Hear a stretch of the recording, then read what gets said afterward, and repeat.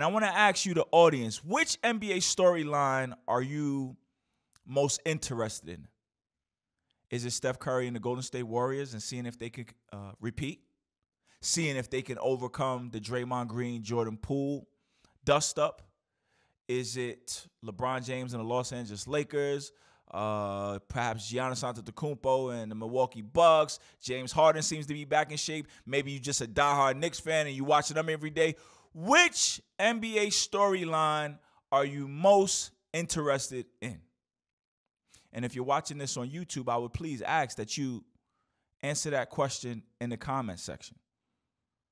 And don't forget to hit the like button and make sure you subscribe and share this video with someone you think may appreciate it. And if you're not listening on YouTube, well, get over to YouTube and listen. For me, which storyline am I paying most attention to? That is Kawhi Leonard and the Los Angeles Clippers. Ladies and gentlemen, I think Kawhi Leonard is one of the most interesting stories that I've seen in my life. For one, I believe he is the architect to two of the most impressive championship runs in my life. 2014, he was a member of the Spurs, and they won a championship. And it wasn't just any championship. They beat the Rockstar Heatles, the LeBron James, Chris Bosh, D. Wade Heat. And not only did Kawhi Leonard and the Spurs win, but Kawhi Leonard was named MVP, being matched up against LeBron James. I thought that was phenomenal. Fast forward, he gets traded to the Toronto Raptors, and in 2019, he leads that squad to a championship. Toronto, right? Nobody's ever been able to do it north of the border. He was the first one to lead them. Hell, he had a teammate in Kyle Lowry who disappeared every playoffs. Like, he drugged them to the finals. A new coach in Nick Nurse. He did it. The Raptors took a chance on him to bring him up there. He didn't pout. He laced up his shoes and won the championship. And that run was impressive. Why? Because he defeated everybody we wanted to see him play. You remember that buzzer beater that bounced multiple times to defeat Joel Embiid and the Philadelphia 76ers. He would then go on to beat Giannis Antetokounmpo and the Milwaukee Bucks. And in the finals, even though they were suffering from injuries, he beat Steph Curry and the Golden State Warriors. He ain't duck any smoke. He went through the gauntlet. He didn't get a favorable seeding. He went past everybody we wanted to see him matched up with.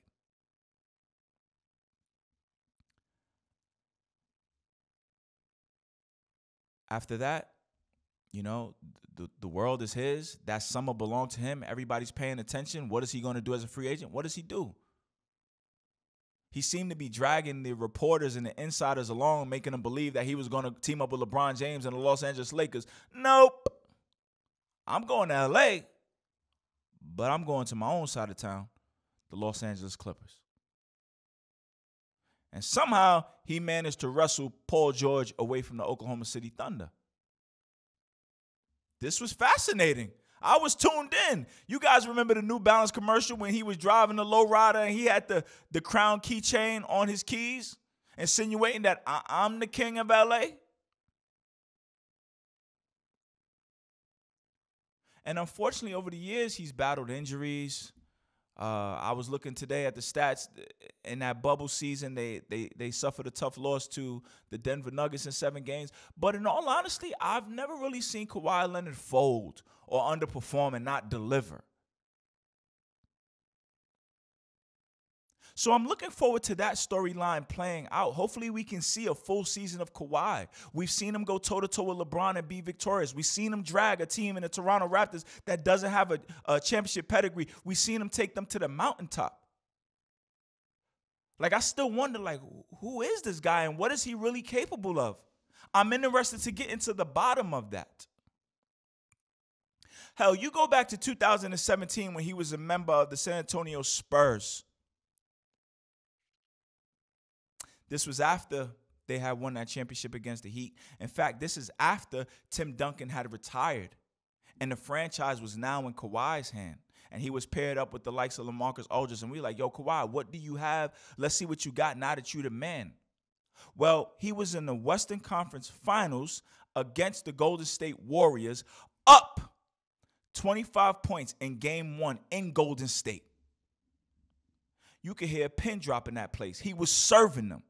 And that was a healthy squad. That was Steph Curry, that was Klay Thompson, that was Draymond Green, and that was Kevin Durant. He had the Spurs in that building up 25.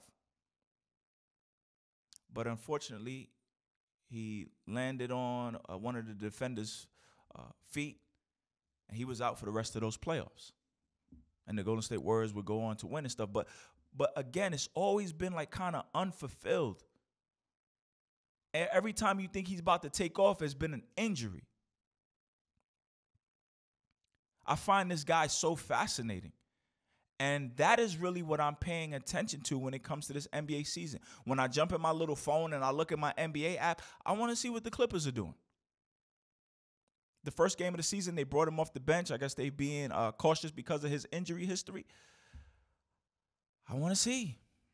John Wall is over there now. John Wall, who's, I guess, sat out the last year or so, unhappy in Houston. He's back. Seems to be reinvigorated, a man on a mission. I think Tyronn Lue, the coach of the Clippers, is the best in the league. You guys know how I feel about coaches in the league. It's about leadership. It's about getting men to buy in. It's not X's and O's. And Tyronn Lue was able to manage the LeBron James melodrama in Cleveland. Hell, it almost cost him it cost him his health. He had to take a sabbatical, a step away from the game for a while, but I think he's back.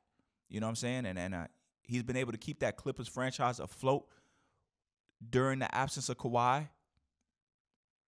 Kind of juggling the ego of Paul George. You know, Paul George had his struggles in the bubble. He's missing his family or so.